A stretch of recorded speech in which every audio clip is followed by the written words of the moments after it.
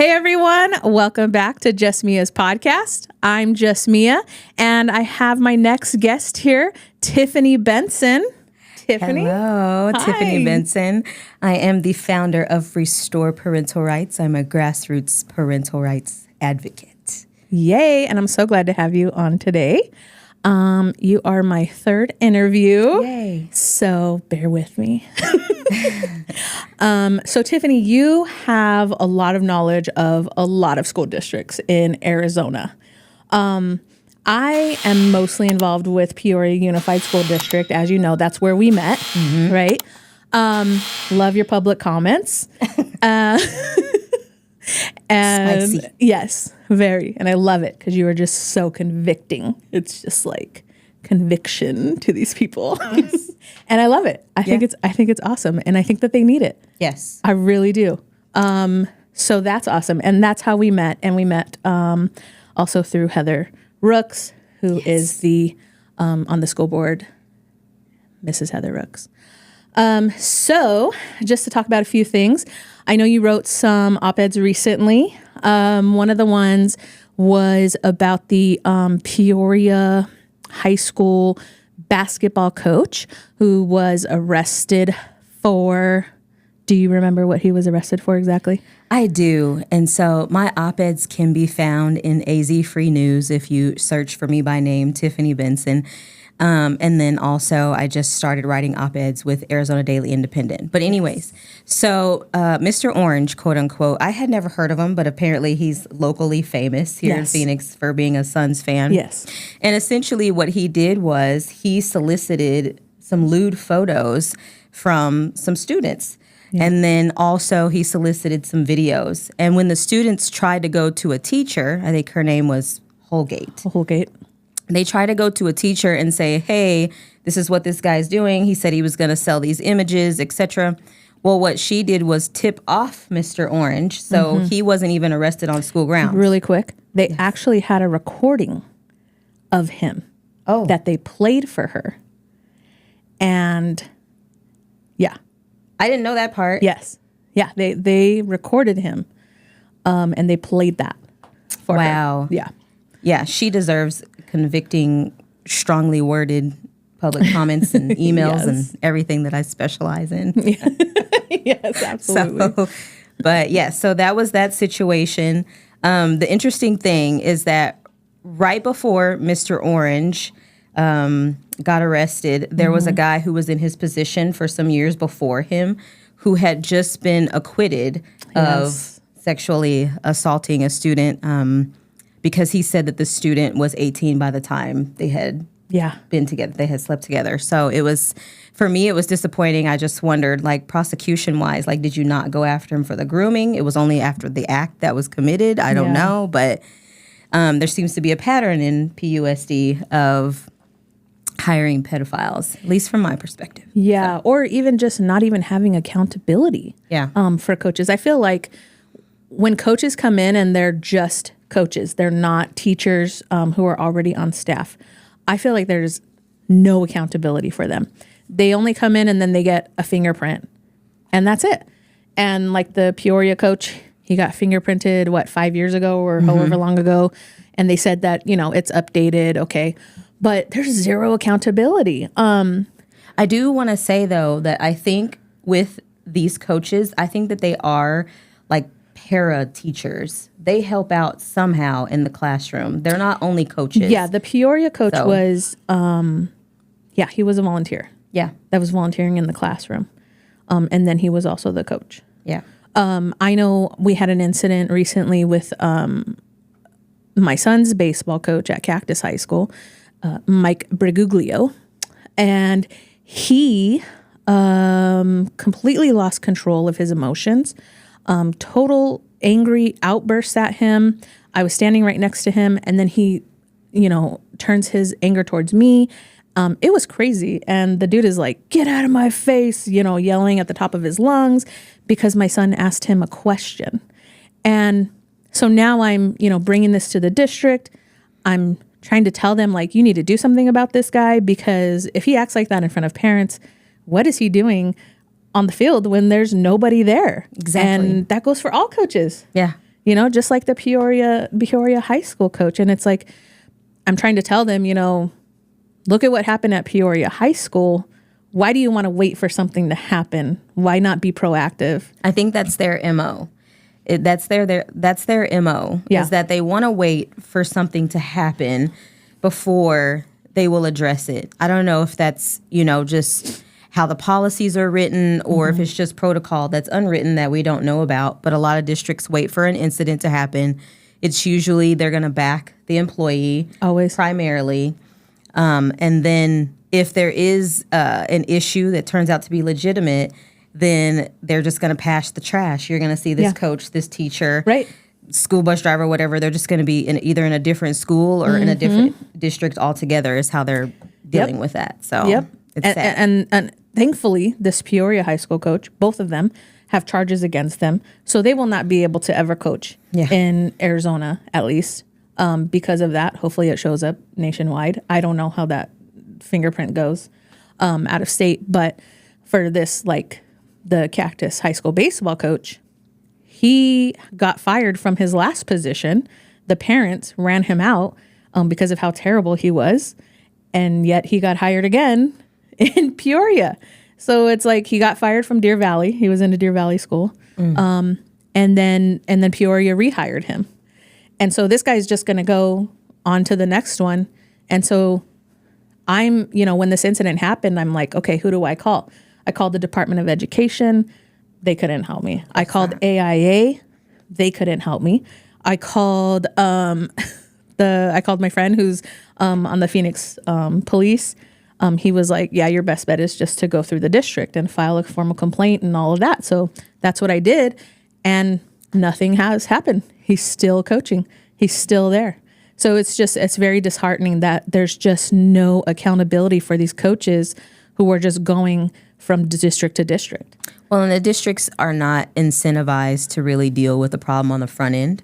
Yeah. I think that maybe they figured in their minds we would rather just deal with a lawsuit on the back end once something happens. There's no reason to be proactive because basically if we're proactive with all of the sex offenders that may actually be in this district, with all of the people who have violent tendencies at whatever, then we would have this serious shortage. Another shortage of people who are not going to be occupying these positions. And so it's kind of like, well, on the back end, we'll take care of it there. Yeah, we just need bodies in there right now. We just need bodies. And you're right. And that's really sad. Yeah. And very disheartening as a parent who has kids in public school.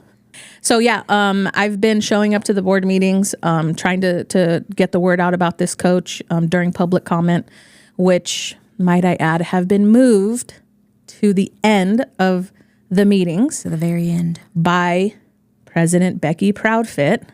To me, I think that's a terrible decision because why don't you want to hear from the community?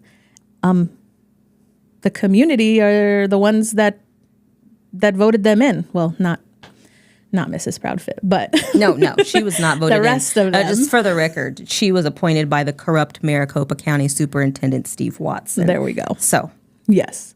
So, anyways, last board meeting, would like to get your thoughts on the 5-year grant that they voted to apply for. Right.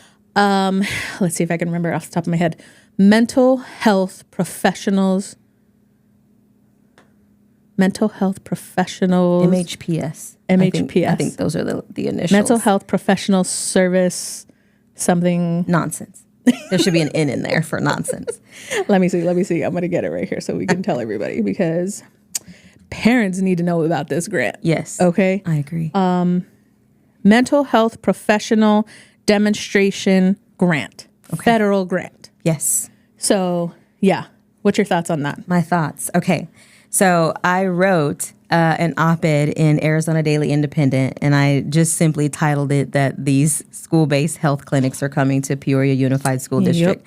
It's a very alarming, gaslighting title on purpose because I want to get people's attention. Yeah. And so my thoughts is that it was expiring, those funds were running out. And then because the Biden-Harris administration decided that they want to, tackle mental health in the school districts, they made these funds millions of dollars available All about the again. money. This is what I think is this is not something that we need to apply for.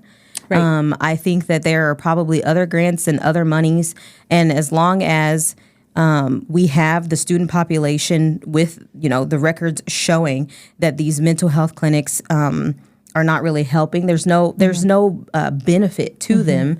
I think that the funds could have been used to maybe further help those who are already in counseling positions, behavioral health positions. Like, we have licensed people who either probably have shortages in their department, they probably need updated training in their field, things that the district should be paying for, because those are the professionals who know how to deal with emotional and behavioral issues. Right. What we're bringing in now are interns from GCU. Interns. Interns. These are unlicensed young people Yes. who are just trying to earn credits, and a lot of them are going to be Marxist trained activists, SEL, CRT, all the alphabets, plus the one we don't care for, LGBT, whatever. They're going to be trained in talking to these students about these types of topics, and these things just.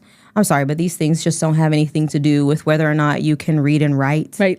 And that's what my understanding is, that social workers are supposed to be there to help students get past certain barriers that keep them from learning. But my understanding is with a classically trained social worker, that's going to be like food insecurity at home. That's going to be truancy and attendance problems, things like that. It's not going to be you sitting there thinking that you might be a different gender, so let's go talk about that. Right. So suicidal ideation. They're not licensed to deal with those things. No. Yeah. And I think a lot of people hear that and they say, well, we need social workers. Okay, yes, social workers have a place. They do. Just like everybody else. There's a place for everything. And so nobody is saying that we don't need any social workers. They are valuable when they're used correctly. Right. So, but what PUSD is doing, I don't like it as a parent because they're basically data mining our kids' mental health for the government. Yes. Why do they want that information, first of Exactly. all? Why is PUSD the only district in Arizona, correct? Am I correct think on that? so. The only As of district. today, I think. Yes, the only district in Arizona that has applied for this grant. They did it last 5 years. Now they're trying to renew it. That's concerning to me as a parent. And I feel like every single Peoria Unified parent should definitely be concerned about this, because you're absolutely right. This is just a segue to bring in mental health clinics into school. Yeah. And it's crazy. Like, you're at school. You go to school to get educated, to learn how to read, to learn how to write. Where are those funds to back that up? I don't think we can get too much of that. That's too much common sense, probably. So, Yeah, and from what I understand, they've gotten rid of a lot of the behavioral interventionists, which that's not good, because that's who the teachers need to support them when they have kids. and they're going to be trained in how to restrain somebody that's having a physical issue or something, Yeah. And then, on top of that, we also don't have probably enough SROs in our high schools or middle schools. So I don't know. I really feel like what's being deployed in PUSD, because so many people do have eyes on that district, it's like the third or fourth biggest one in the state. Yes. It's kind of like, if they roll something out in PUSD, let's see if this model works. And then, they might try to, roll it out in other places. Yeah. So we don't have good administrations or board members with the majority of our districts in the state. So it's, PUSD is a pioneer for nonsense. Yes. That's my word. That's my word. That's my PG word. And Keep it PG. and I feel like it's been like that for like the last 5, maybe 10 years. You don't say. Perhaps it's been that long since David Sandoval's been on the board. It's time for him to be unseated. Unseat Sandoval. Hashtag. Yes, I agree. I absolutely agree. Sandoval, he just rubs me the wrong way. I don't like how he goes back and forth. He doesn't stand on anything. He doesn't stand for anything. He just, whoever's in front of him, that's who he's trying to appease. And I don't like that, because especially nowadays, you got to stand for something. And Sandoval doesn't. Not in my opinion, at least. No. Well, I mean, I think that there's a system that they have worked out, that the administrators have worked out with Sandoval. That was my understanding. I felt that way about Sorensen before he stepped down too. Oh, bless my heart, he left.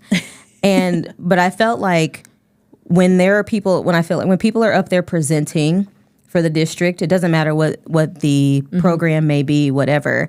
I can just tell that it doesn't matter. They are going to agree with the administration. Yep. I that's the vibe that I get from David Sandoval. He's very pro-administration. Yep. He's all for himself. And he's been there he brags about it, 8 years. Yeah. But yet the district has gone down in the last 8 years. The parents aren't getting anything on return on that guy. So No, not at all. I mean, I've known, I used to work for PUSD.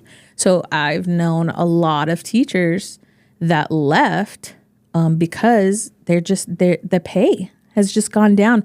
And it's so sad because a lot of students would come back to teach in PUSD because it was so great.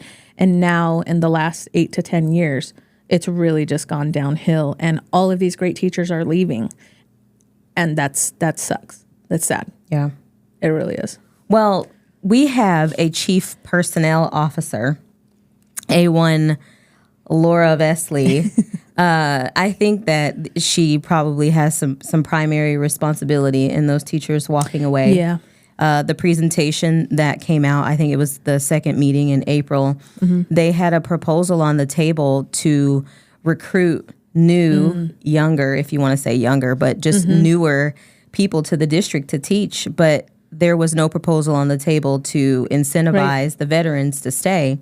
And so it was great that we got to put that off until it could be voted on, fully for the veterans to be included. But it just shows you that that's, I hate to use the word agenda, but that's, but that's what it is. They obviously have something in their minds is telling them we need newer teachers, we need interns for social work, we need all of these younger people, just a different generation of people, just thought-wise, maybe not generation in terms of age, but just a new generation of thinkers, if that makes sense, is what they seem like they're putting in the school district. Yeah, absolutely. I would totally agree with that. That was crazy because it's like, okay, you're going to pay this much for a new teacher, but what about the ones that have been here, that with have been loyal, degrees, that are good? All of those teachers are leaving. Why aren't you trying to retain those teachers? And that's what I don't understand, because they told that one teacher she needs to quit for a year and come back in order to get more money. That's not right. I have a friend who is a teacher in the district, and she was a teacher in the district for 20, 30 something plus years. She retired, but then she's coming out of retirement because, just that happens sometimes. Yeah. And she's making quite a bit more money. Wow. She kind of hates it now because of certain software and programs and things that they're making her use that she never had to use with the kids, and the curriculum doesn't make sense. And she can tell that they're just trying to pass the kids along. So I was sitting in her house. She was in tears about what they're making her do. And she feels like she's the only teacher that wants to do the right thing. Yeah. So. Yeah, and that's another thing with bringing in these younger kids, right? They're all about technology and using the technology. And what I found with my own kids is a lot of teachers, they've gotten, maybe I don't want to say negatively, but maybe they've gotten complacent in just going, okay, just do that module on the computer, and if you don't understand, just go back and do it again. To me, that's not teaching. What are you doing? You're just babysitting? What are we paying for? I know. Yeah, the kids are the kids are getting introduced to technology, I think, just on this massive scale. Oh, yeah. And parents don't really have, and the school districts, and they know this, parents don't really have the time to monitor every piece of content that's going to come through. In general, you as a parent are going to think, well, it's coming from the school district, so it must be safe, should be better than social media. But ultimately, you have to scour everything. Yeah, because some of the ones that they approved had questionable things if you kept clicking, which sometimes kids do. Yeah. Right? So that's, I agree that, and there's so many, being a parent, there are so many apps, there's so many sites, every teacher has a different way to turn everything in. It's so difficult as a parent. If you have multiple kids, it is so difficult to stay up with all of it. It's like, it's crazy. Well, I think too, all of those different programs and things that are being tried, the irresponsibility that's happening fiscally, speaking, is that they're spending all this money on these programs. They're not really looking at any data dealing with the outcome of that specific program. It's just basically, well, if it didn't raise it to this level, then let's just implement a new program. Right. Well, these teachers say they need this, so let's just add that. And in the case with the mental health grant and all of that, it's just real simple. Well, if the federal government is offering it, then we should take it. And right, I think that's poor governance. Yeah, it's all about the money. Yeah. And then at the last meeting too, when Heather had asked about the MTSS program, tracking program, they said tracking is not the right word, but let's be real, they're tracking.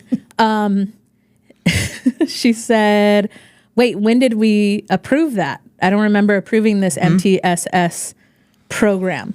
And then they said, oh, well, actually it was under EduPoint, which is the company that we go through for Synergy. Yes. Wow. Yeah. First of all, Chief Student Service Officer, etc.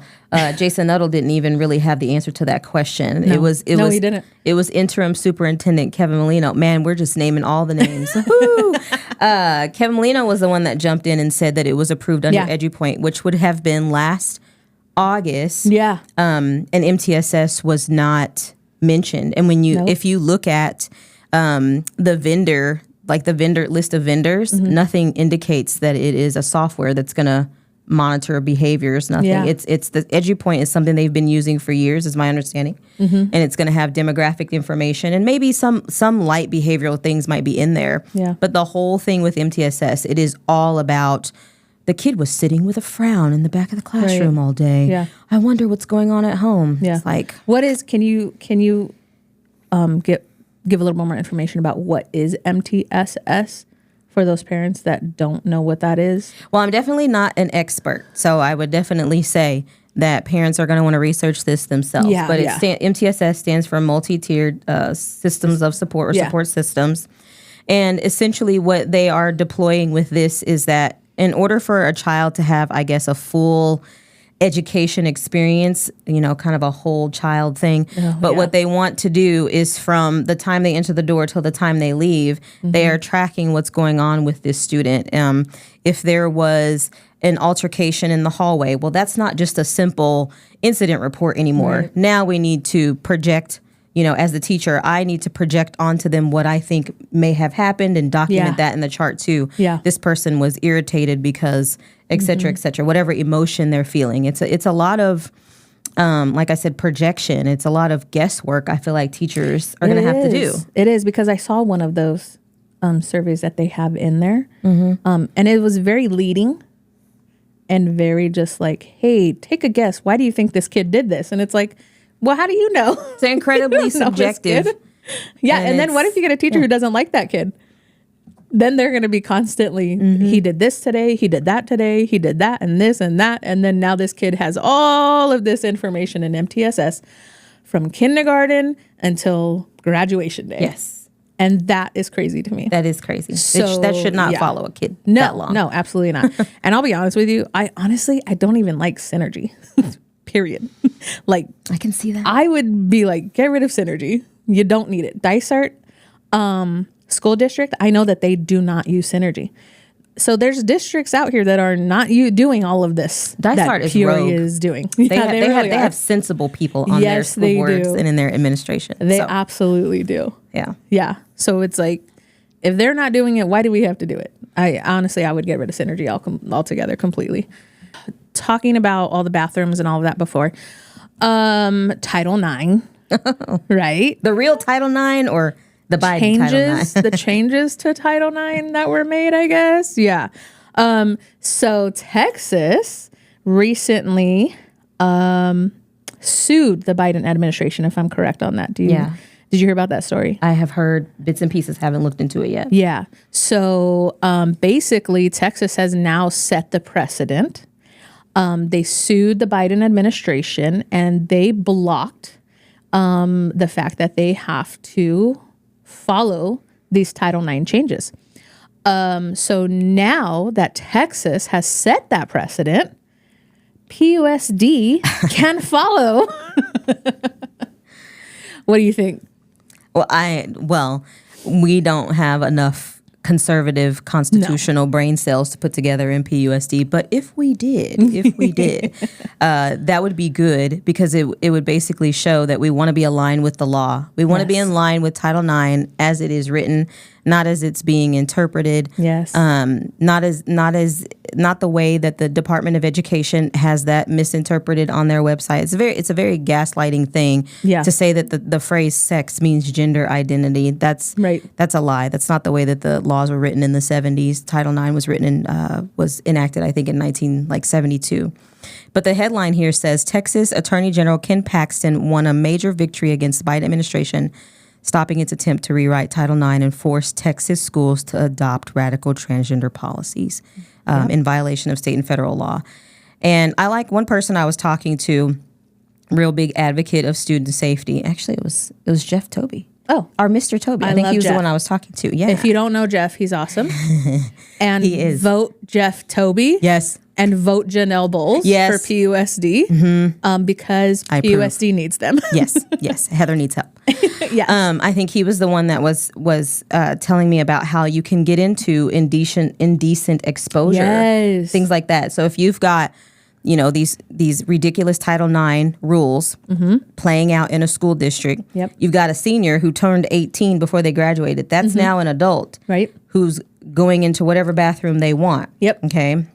And then you've got this 14-year-old, 15-year-old freshman who's also in that same bathroom.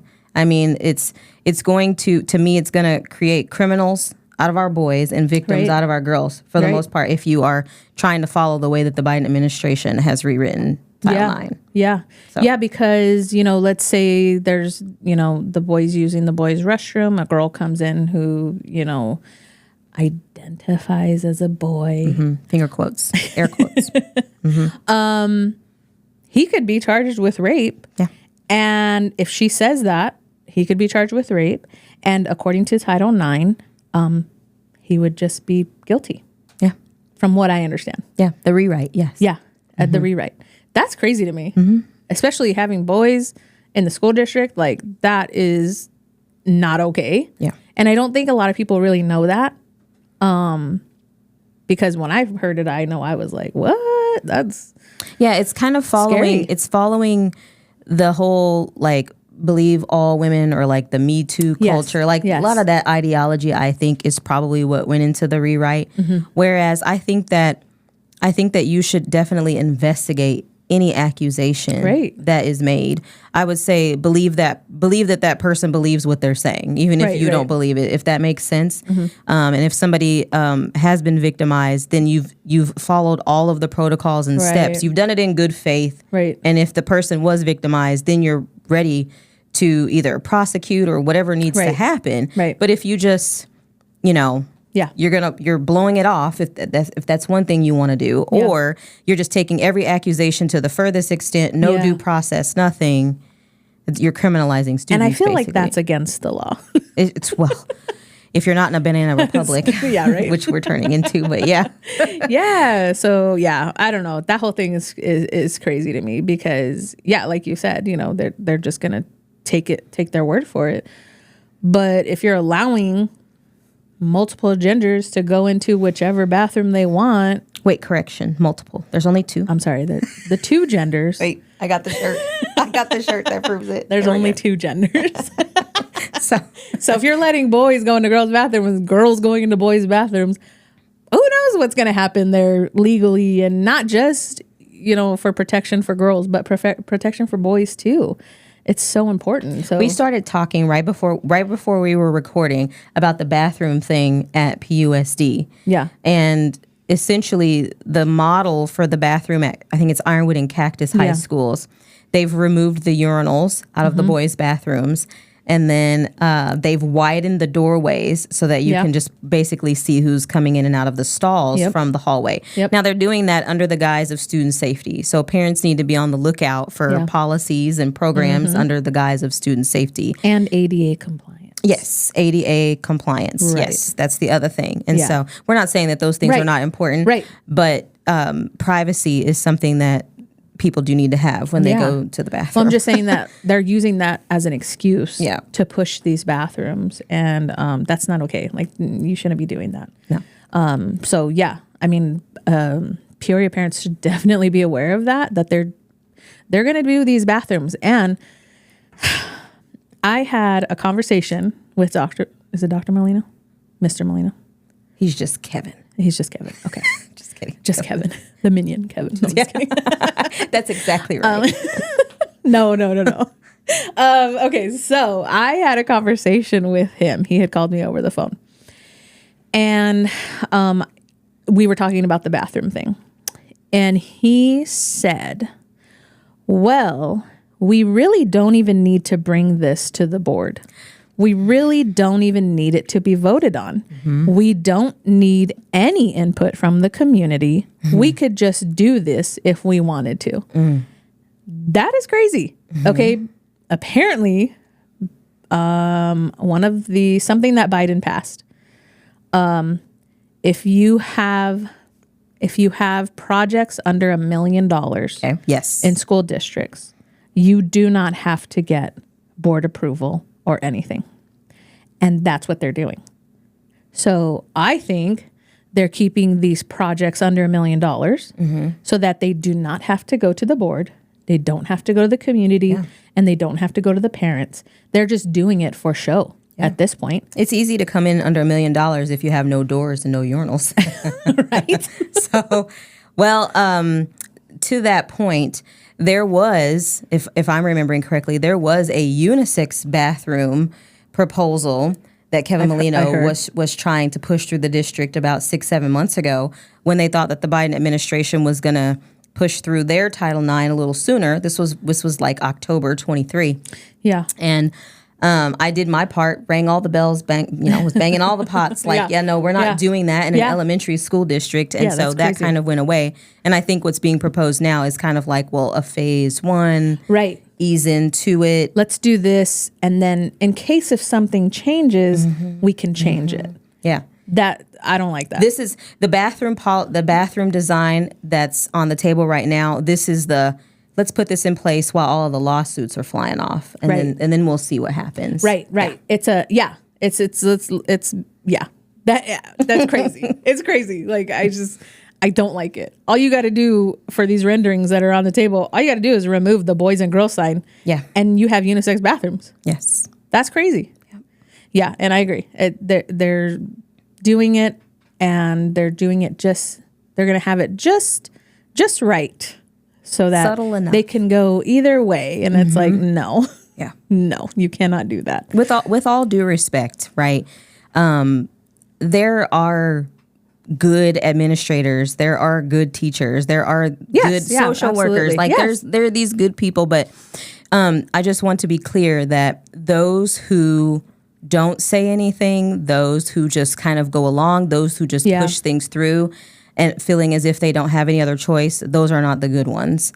That to me is somebody that is actually really dangerous. I do know that there are people who are afraid to speak up, that they're afraid to come against the district because they want to keep their job. Yeah. And so I offer people a way to come to me anonymously. They can contact me through my organization. Nice. At connect@restoreparentalrights.org is the email address. But you can come to me anonymously and blow the whistle on anything. I'll make the public comment in my own name. They'll never even know. Nice. I think that's better than being someone who's just kind of trying to play the middle. Yeah. Which I feel like, unfortunately, Molino's just in that position. Yes, I feel like there's a couple of people that are in that position where they're just trying to play the middle and be nice and do what the district wants. And to me, that makes you just as dangerous as a leftist. Yeah, and unfortunately, you can't do that anymore. No.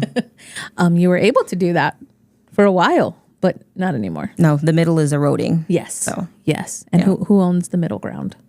I don't know. The devil. Yes. You gotta stand up. And this is okay. This is what I believe. Christians need to stand up. Yeah. Too many Christians, and I will say, because I used to be one where I was called myself a Christian, but I didn't want to, rock the boat. I didn't want to cause problems. I didn't want to do all of that. But no, that's not. Christians have to stand up now. The time for sitting and praying and doing all of that and staying in the shadow, or I shouldn't say in the shadows, because if you're Christian, you should be in the light. But the time for just sitting back and watching what's going on and praying about it, that time's past now. Yeah.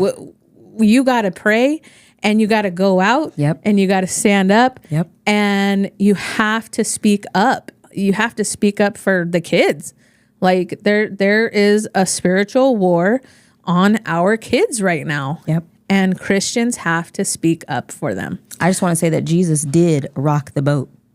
He went up to the disciples. Well, they weren't his disciples at the time, but he said, "Can I borrow your boat? Let me get in your boat." So he launched out in that boat and was preaching, right? Jesus went in the temple, put that 3-fold cord together and ran them out of the temple when they were, exchanging money for offerings and things like that. I think, to your point, there are probably some Christians who need to dust off their Bibles and read about the real Jesus, not just listen to what their pastors have to say and then pass the collection plate, because that's absolutely. Because I think Jesus was controversial. Oh, yeah. Because he went into these places where they did not like him. They did not like what he had to say.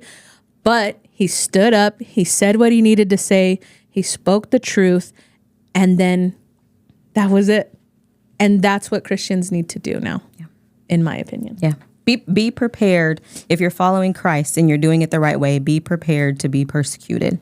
Absolutely. I mean, he was an innocent man, never sinned.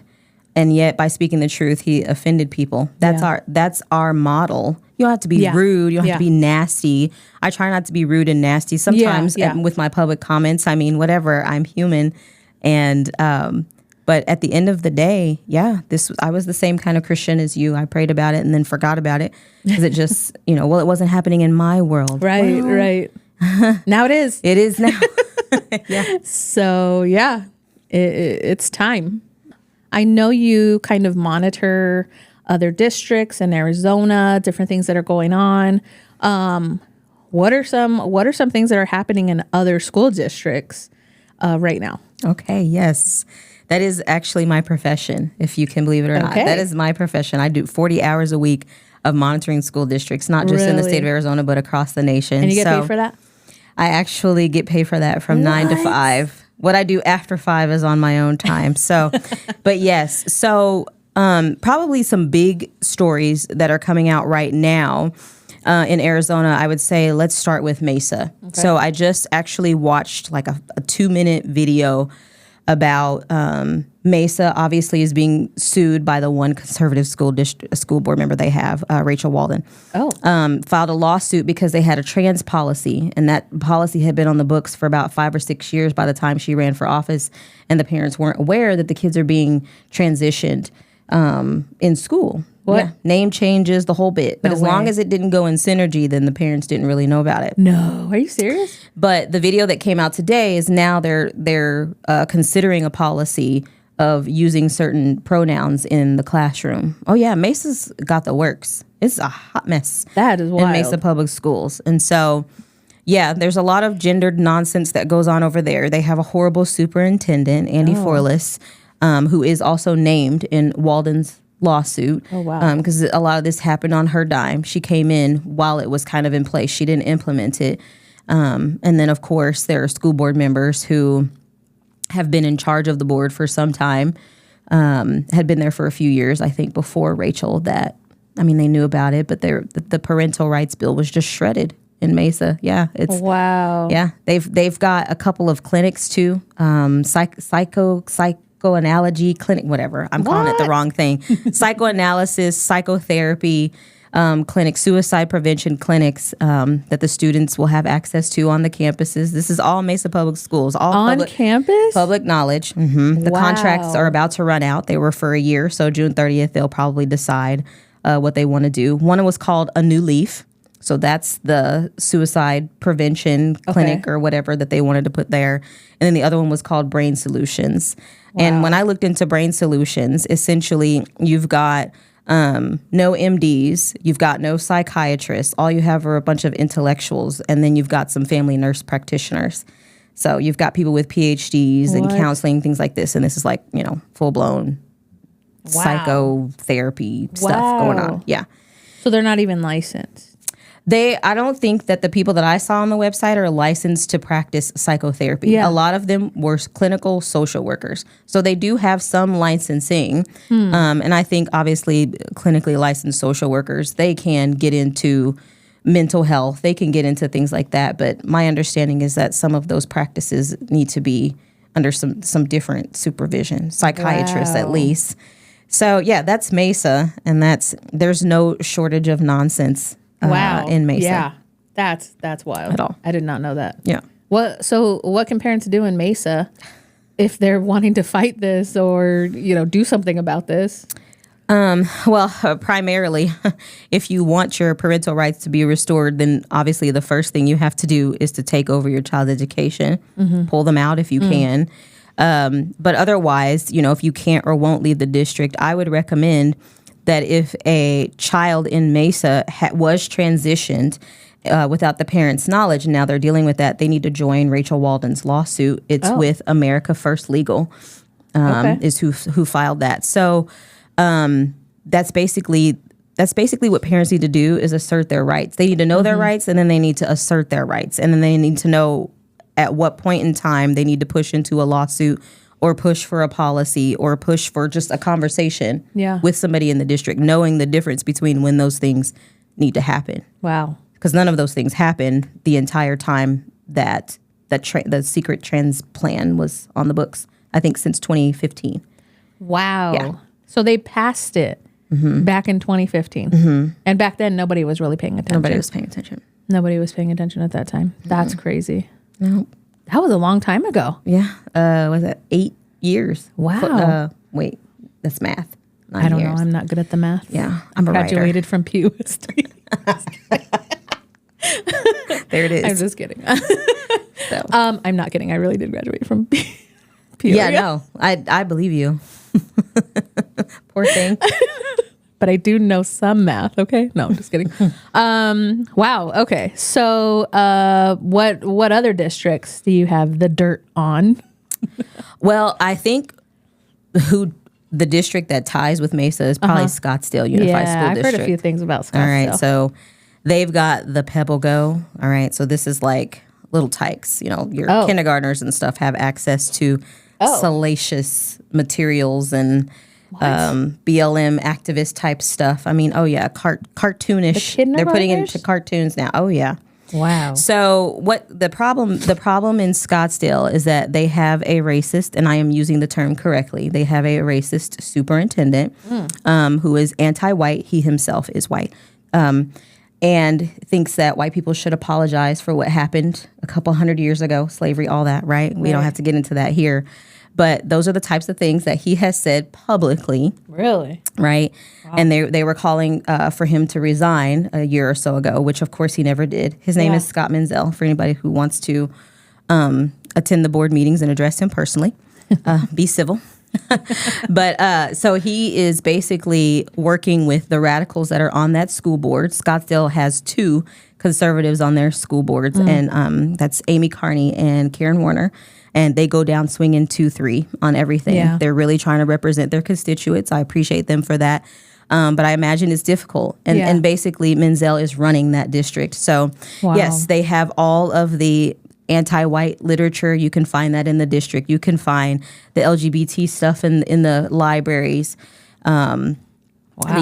The grassroots organization called Scottsdale Unites is really pushing to get more constitutional books in the library so that children have the option.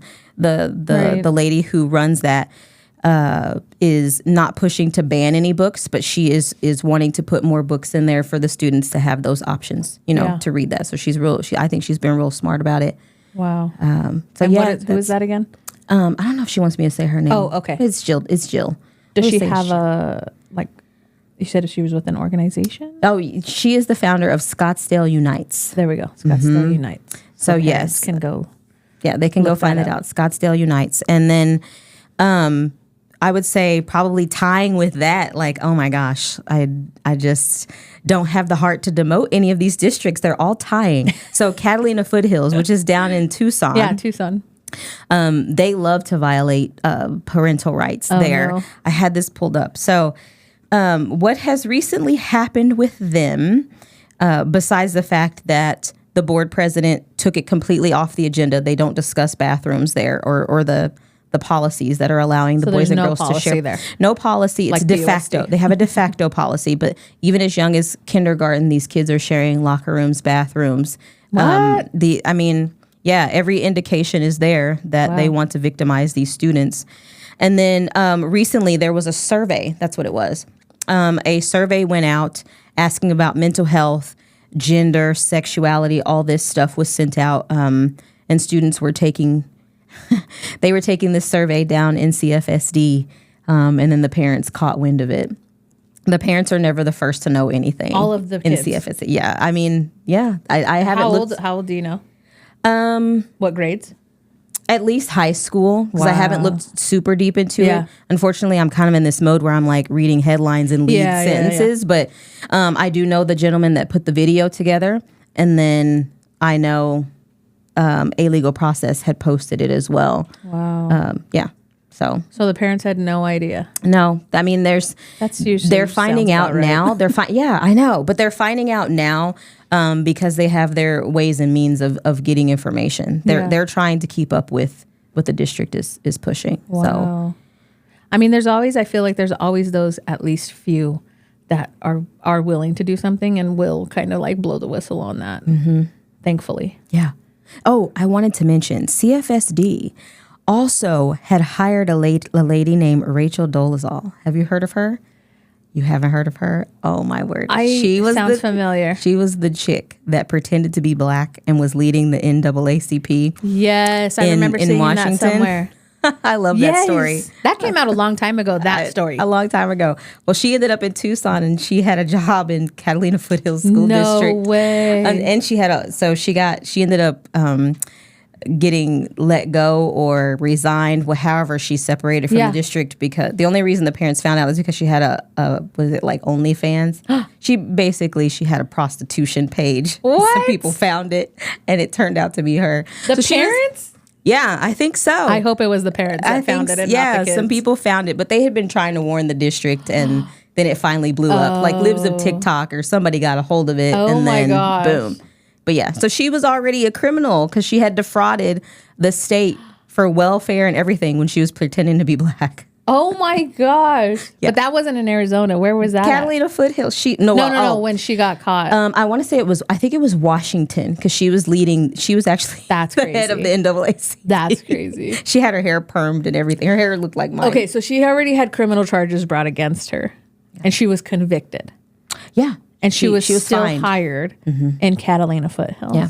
I mean, that crime of obviously defrauding the state for welfare and things like that, I mean, I don't think that affects the like children. Yeah. So she would have had to say yes and then explained why she was convicted, what happened and did all that. Yeah.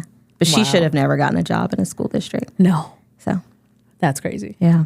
Wow. I think those are probably the craziest districts. Wow. So far. Wow. Okay. There's more. Well, thank you. There's more? Oh, there's always more. There's always more. Well, thank you for that plethora of information. Yeah. I had no idea what's been happening in other school districts. So that's crazy. Yeah. So for those parents in those school districts, now you know what's going on. Get involved. Email. What? Contact? You can contact me through my organization. You can visit restoreparentalrights.org. And then my email address is connect@restoreparentalrights.org. I also just want to tell parents, for the mental health things that are coming out and the curriculums, programs, crazy things, that they need to know their rights in terms of opting their students out of things. Yes. And so I provide an opt-out form. It's restoreparentalrights.org/opt-out, just as it sounds. Awesome. You can download it and turn it into your district. And Sweet. So, yeah. On that, just real quick on that, I know one of the board members was talking about doing an opt-out, getting something to opt out of MTSS. Did Heather mention that? Maybe. And they said you can't opt out. Who said that? Or they said they're working on it. Well, whatever. When I made my public comments, I went up there. You saw me. No, I was waving my paper. I said, you don't ask them nothing. You tell them. No, it was something. Oh my gosh. Now I can't remember what it was. Okay. Maybe I'm going to cut that out because it was something that they said you can't opt out of it. And I want to say it was the MTSS. Well, I think because the information is just automatically going into that system. Yeah. I mean, I think Synergy. it's shared information. Yeah. Right. So something that's accessible from Synergy or EduPoint is going to be bleeding over. Like the files are electronic, so they can be created in seconds. Yeah. Yeah. So. And a lot of people have access to those. Yeah. All right. Well, thank you, Tiffany, of course, for coming on Just Mia's podcast. It has been great getting to know all of these different things with all these districts, everything that's going on, and just, having a conversation with you. And it's always fun when we have conversations. Yes. We hang out after board meetings sometimes. So we are total boardroom nerds. Yes. Yes, because you have to get involved. You have to. So anyways, thanks to you all for watching, and thanks, Tiffany, again. I'll see you next time.